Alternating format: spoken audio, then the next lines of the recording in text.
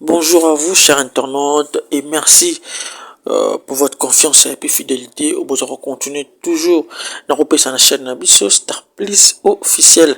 Alors, chaque jour on dort, il y a toujours de nouveaux dossiers. Chaque jour, il y a toujours de nouveaux dossiers. Et ça a raté une chronique musicale Nabiso. Alors, après, affaire Kanye Fali Poupa, le Tour solo, il y a affaire, il y a passeport diplomatique.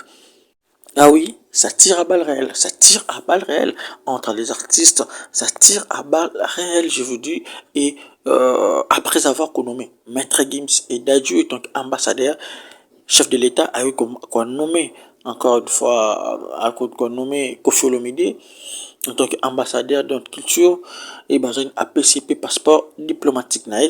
Alors, bah, tu peux c'est pas là qui n'a comme Mambi Label, bah, félicité qui Kofi Olomide, mais après, tout le monde peut, bah, musicien belé, bah, ça l'est contraire. Tout le monde qui déjà Sankara d'écoute, bah, il tirer sur Kofi Olomide pour naïe, à ce qu'on mérite. Tout le monde qui peut, musicien Maël, peut Boignan, Jean Goulba, pour naïe, ça qui peut contraire.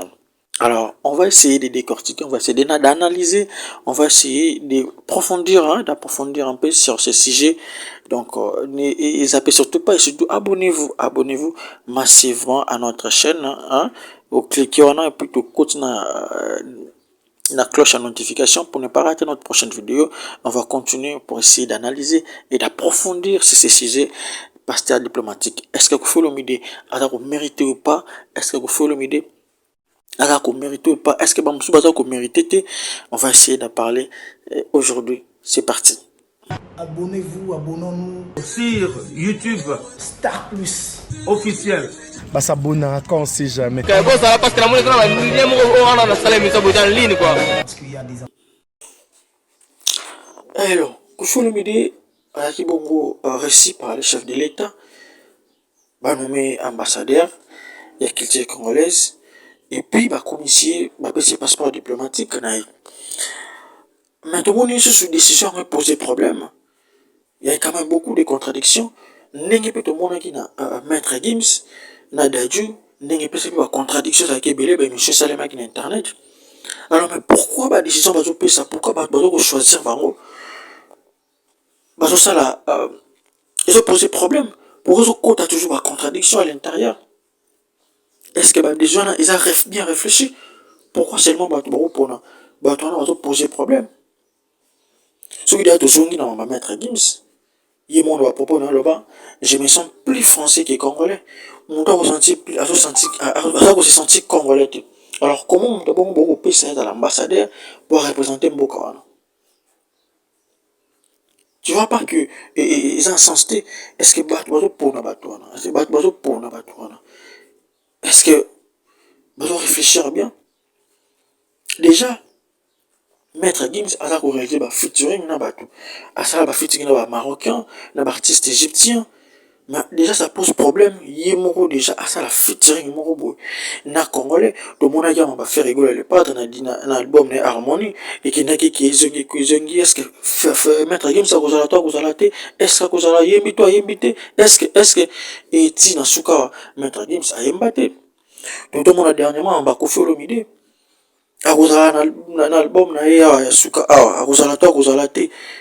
Déjà, Kofi Olomide déjà signalé Maître Gims ça kozala mais après Maître Gims ça là tout le monde même Juna Jana na ba popo tenaki oui ça là moi ba conflit entre na Kofi Olomide et ko recadrer déjà quelqu'un a doit rater ko pousser ba qu'on poussait à ndeko congolais parce qu'aujourd'hui Maître Gims c'est une lumière déjà que ça la future un artiste à mon Congo et qu'on peut c'est une lumière man casse on peut artiste en lumière mais pourquoi à ça souple tout le monde a même là Dadju a fait une collaboration avec Gazmaoui ou ça même pas voilà il est banément sur le plan international ça on a niveau même Dadju y est mon invité qui a invité Gazmaoui parce que c'est une featuring tu vois moi mon tour à bout mais on a Congo mais au moins à ça amour mais avec Maître Gims, c'est le contraire. C'est le contraire. Alors, comment on d'abord européen ça est, commissaire ambassadeur, est-ce qu'il y a ça avec amour? Est-ce qu'il y a ça avec amour? On dirait qu'il y a vraiment un problème à ça va choix et ambassadeur. Parce qu'aujourd'hui, il y a un artiste, un rappeur, qui fait aussi l'honneur de la RDC, Nino. C'est le numéro 1 en France. C'est le numéro 1 en France. Il a plus de singles d'or, des singles de diamants, platine, avec son nouvel album qui est déjà sur le marché, qui fait rage en France. Il est numéro 1 à genoux, et on tourne à genoux, Booba, grand rappeur. Donc ça dit qu'il y a quelqu'un qui est vraiment une fierté pour nous, la RDC. Et puis tout le monde qui a autant à concerné na Kinshasa, ayaki na ba trophée na ye nyonso ba mérite na ayiko pesa yango le gouverneur Chantini Mobila. Et puis na ba mtembu na toujours toujours drapeau RDC. Tu vois, c'est quelqu'un qui porte la RDC dans son cœur. Bata bongo nde tozala ngo posa ko tshaba ngo ambassadeur. Bata bongo baza na mo ya pays. Bata bongo nde ba bato ko récompenser. Je pense qu'il y a vraiment un problème na mambo choix. Tout le monde dit non, il collabore pas mal avec des artistes, il est ouvert. Il a travaillé avec Fali, il a travaillé avec Kofi Olomide, il est tellement ouvert dans la musicien. C'est quand même mon autre communauté, alors mérité place. Voilà. On dirait que tu as place en haut. Il y a vraiment un problème sérieux.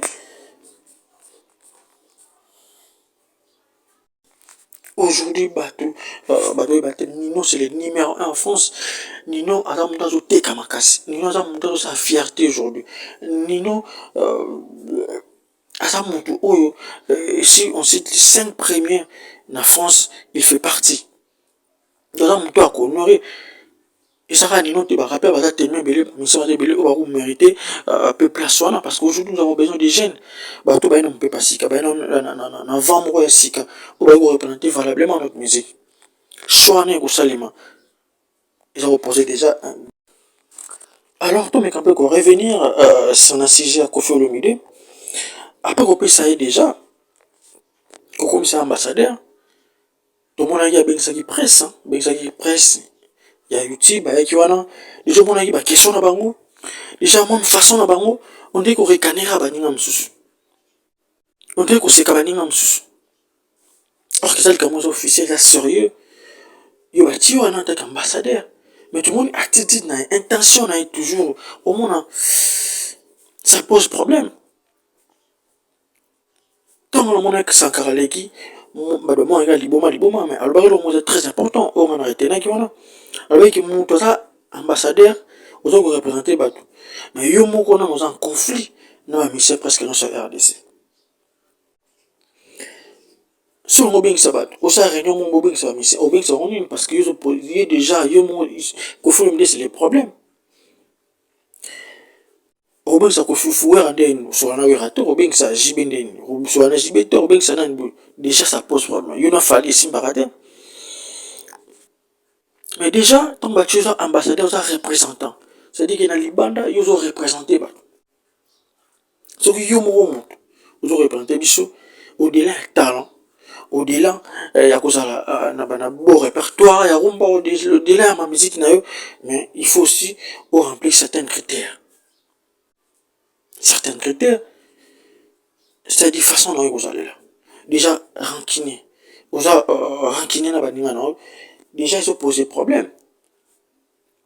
Donc, un ambassadeur, il faut réunir les bâtons. Et aujourd'hui, tu es bien les gars. Tu es bien comment Kofi Olomide, tu as affaire à Kenya. Na ba danseur ba danseuse plutôt. Mambo Isuka na Kenya. Moi, habite sur concert qu'on les a raté, tu es bien bien. Dans son embargo. Est-ce que mon toi l'ambassadeur na biso à quoi que j'allais mon toi ça peut-être pas problème et belé tout le monde a eu mon bouton le cas dernièrement na ba danseuse na poto mon toi ambassadeur face à la clean mon toi ambassadeur et c'est très important face à une image mon ko bien extérieur to boy to vandi bouton le bonon kuna asala ki bo to yebi ba mon biso to yebi le V4 to yebi comment se comporter. Sur le côté là, bateau banoma qui irréfléchi. Idée on a dit irréfléchi. Nous n'a pas problème dans le Liban, n'a pas tribunal, n'a pas problème belé. Cage judiciaire na tu es bien en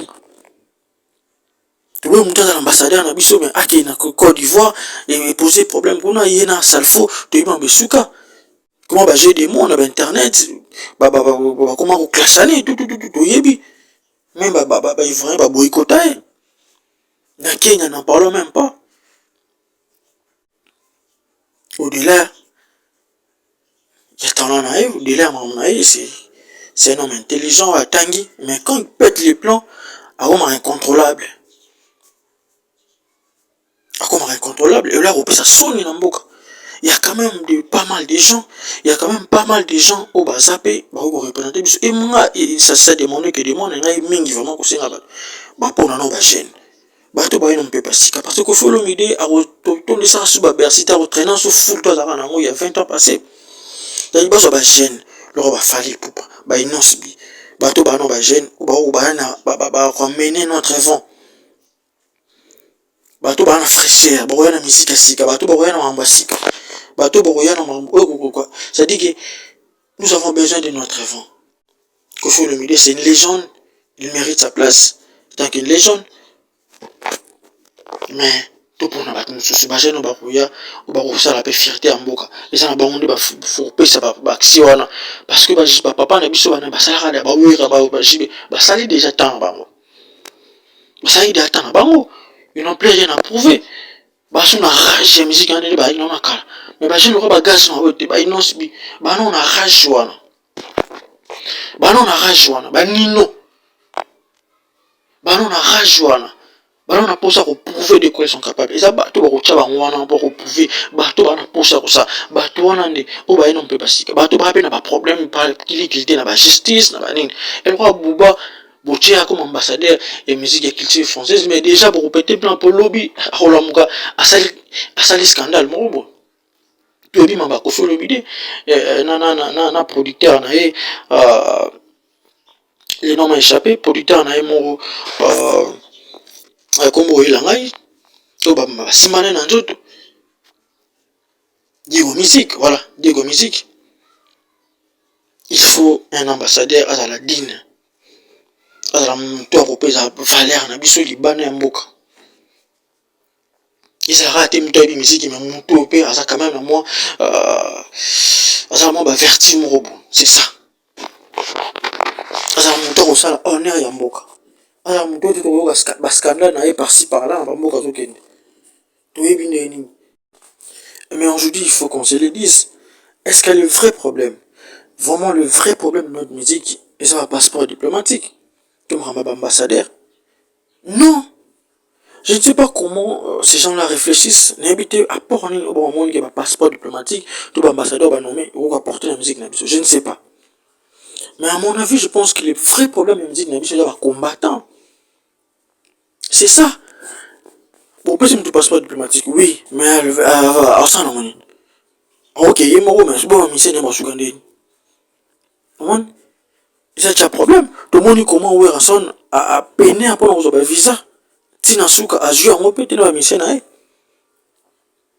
Le vrai problème, c'est aussi ce problème de combattant. Problème que musique est en poto. Il y a moi aussi la musique n'est plus bien exportée. Bah musique bah kanakin, bah longwakin, bah qui n'est pas tout bête à concert. Et ça là que musique n'est plus qu'aux sous vague ou qu'aux ambiance on est au côté. Et ça là que musique est côté à sous magas. Mongo man no ça na kala ezongi na kata musique.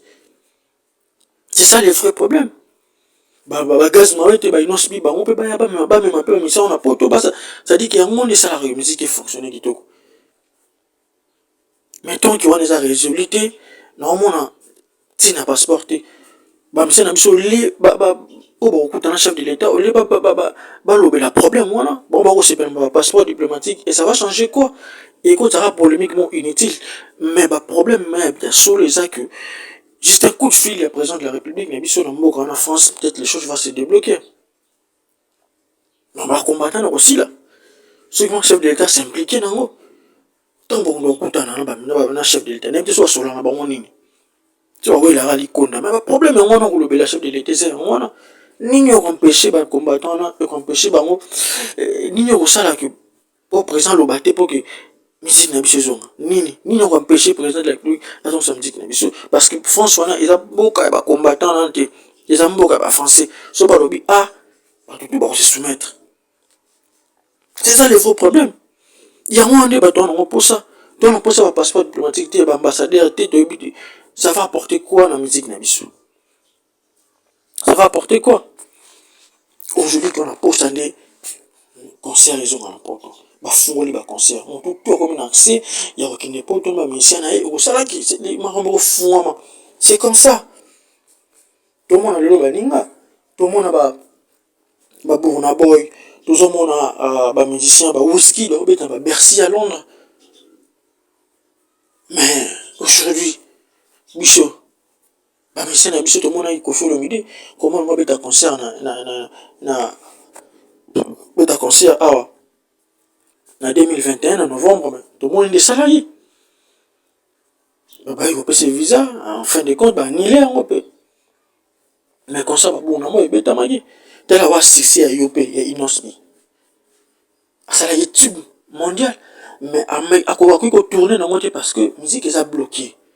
Alors qu'on peut avoir l'Olympia, on peut avoir un canard, mais à quoi qu'on ça la monter parce que pour tout, il faut en mettre. Bah, combattant, bah, ça n'a. Tout le monde est fabriqué. Personne ça là qui. Na marambu ya bamba poto ba mise ba kimi le concert betamite donc ils ont des vrais problèmes les lois musique musique surtout que exporter kaka ce qui peut fondre et pour ça là que musique na biso ezonga ndenge ezalaki engouement ezonga na poto ici y a des vrais problèmes franchement ngala mona apport et passeport diplomatique on a ngala mona apport na moté au moins que je me trompe. Mais non, on n'a pas d'importance dans le monde jusqu'à présent. Talabaninga, barobeta ba concert. Talabaninga, baro évolue. Talabaninga, ne baroken. Merci à vous tous. Tout le monde, tout le monde, Suka, tout le monde, Kabana. Et merci d'avoir vu cette vidéo. Aussi, vous s'appelle Nango. Bon, mais qu'on peut aimer, partager surtout. Abonnez-vous massivement à notre chaîne pour donner plus de force, plus la force. Et ça, l'habitude très très bien. Continuez de partager nos vidéos, de commenter. Et surtout, n'oubliez pas, il y a à s'abonner. Et pour ne pas rater notre prochaine vidéo, activez toujours la cloche de notification. Ça, l'habitude très très bien. Quant à moi, je vous dis au revoir, au revoir.